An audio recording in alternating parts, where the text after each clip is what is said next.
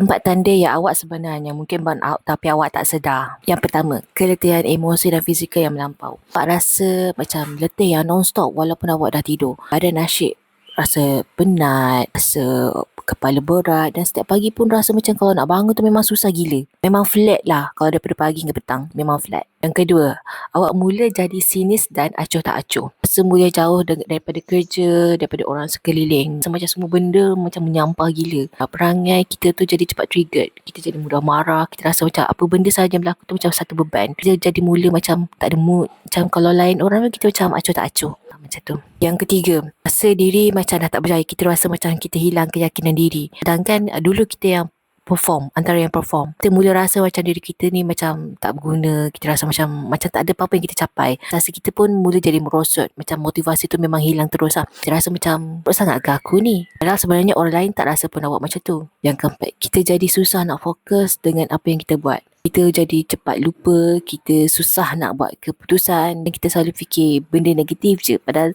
benda tu tak start pun lagi. Kita punya perangai suka melengah-lengah tu makin teruk lah. Kita mula nak elak ambil tanggungjawab, kita suka menyendiri dan yang ni makin kerap ambil cuti sakit. Kalau tanda-tanda yang tadi tu dia berpanjangan dan makin kuat, mungkin awak perlu dapatkan bantuan lah. Try cari kaunselor ataupun mungkin try pergi ke klinik psikologi yang terdekat. Lagi cepat awak dapatkan bantuan, lagi cepat awak nak tahu macam mana awak nak pulih. Okay, itu saja. Bye.